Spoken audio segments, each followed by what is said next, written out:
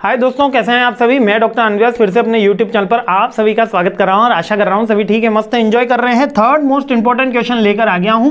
अंतिम प्रहार की सीरीज चल रही है, टैलेंट मैनेजमेंट का सब्जेक्ट चल रहा है, जल्दी से देख लेते हैं। तीसरा क्वेश्चन क्या कह रहा है, बड़ा ही सिंपल क्वेश्चन और इस बार कंटेम्प्रेरी में बार बार पूछा गया। कंटेम्प्रेरी यानी कि आपके जो इंटरनल हो रहे थे एग्जाम के अंदर, है ना, जो कॉलेजेस यूनिवर्सिटीज में इंटरनल हुए उनके अंदर ये क्वेश्चन भर भर के आया था।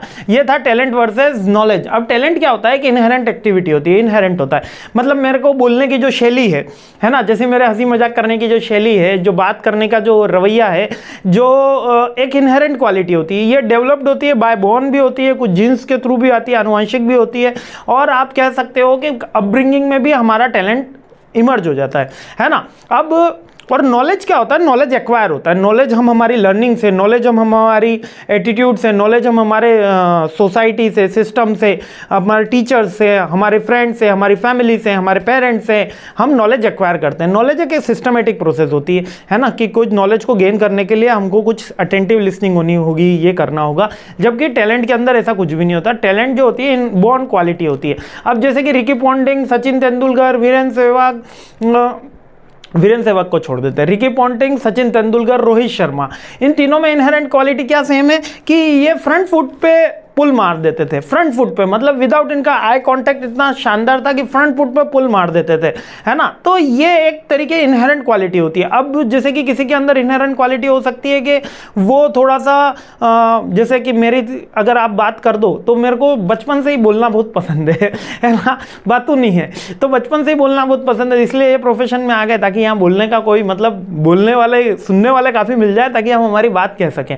किसी का नेचर हो सकता है थोड़ा सा खुशमिजाज नेचर हो सकता है, किसी का सैड नेचर हो सकता है, कोई इंट्रोवर्ट हो सकता है, कोई एक्सट्रोवर्ट हो सकता है। तो टैलेंट का इंट्रोवर्ट एक्सट्रोवर्ट थोड़ा सा नेचर का पॉइंट है, लेकिन कुछ ऐसी क्वालिटी जो आपको स्किल में बाद में कन्वर्ट हो सके, जिससे आप थोड़ा सा रिमोट से अलग हो जाते हैं, पॉपुलेशन से अलग हो जाते हैं, वो टैलेंट कहलाता है।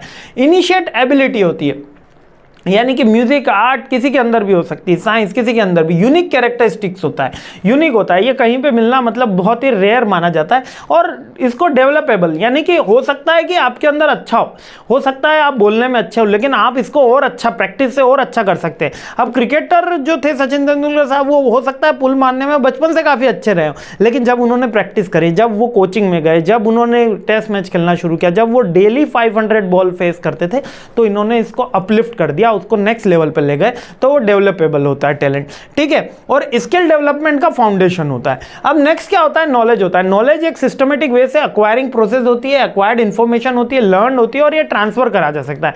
मेरे अंदर कुछ छोटा सा नॉलेज है और मैं वो छोटा सा नॉलेज आपको देने की कोशिश कर रहा हूं, है ना। और अप्लाइड एक्सपर्टीज, कुछ नॉलेज के अंदर एक्सपर्टीज मिलती है, जैसे मेरे को मेरे टीचर्स ने कुछ बातें सिखाई और मैं आपको सिखाने की कोशिश कर रहा हूं। नॉलेज डायनेमिक और इवॉल्विंग होता है। डायनेमिक का मतलब कि नॉलेज, आज जो नॉलेज है वो कल चेंज हो सकता है ना। आज हम जो पढ़ाई कर रहे हैं, हो सकता है कल ये रूल्स रेगुलेशन चेंज हो जाए, कल ये टैलेंट मैनेजमेंट की जगह दूसरा कोई सब्जेक्ट आ जाए। आज जो हम कंप्यूटर सीख रहे हैं वो नया में चला जाएगा, एआई में चला जाएगा, एआई की जगह फिर कोई नया अपडेटेड वर्जन आ जाएगा। तो डायनेमिक हो सकता है, लेकिन इवॉल्विंग है, इसमें इन्वॉल्व होना जरूरी है।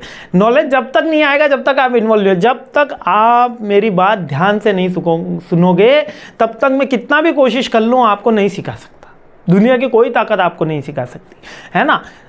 तो नॉलेज के अंदर सुनना जरूरी है, यानी इन्वॉल्व होना जरूरी है, अब अटेंटिव होना जरूरी है। लेकिन टैलेंट में ऐसा कुछ नहीं होता भैया, हम तो ऐसे घुमा लेते हैं है ना। बहुत से बच्चों को देखा, मेरे से तो नहीं होता, है ना। किन किन से होता है, वो पेन ऐसे ऐसे ऐसे ऐसे ऐसे ऐसे घुमाते हैं ना, बहुत से बच्चों से देखो। मैं कहता हूँ वाह यार, तुम बड़े वो टैलेंटेड हो, ठीक है। तो अपना टैलेंट थोड़ा यहाँ भी यूज़ करिएगा। मार्केटिंग के सब्जेक्ट है अपना, है ना, मार्केटिंग सॉरी टैलेंट मैनेजमेंट के सब्जेक्ट में अंदर अपना अच्छे से यूज़ कीजिएगा और इस सब्जेक्ट में अच्छे से अच्छा स्कोर कीजिएगा।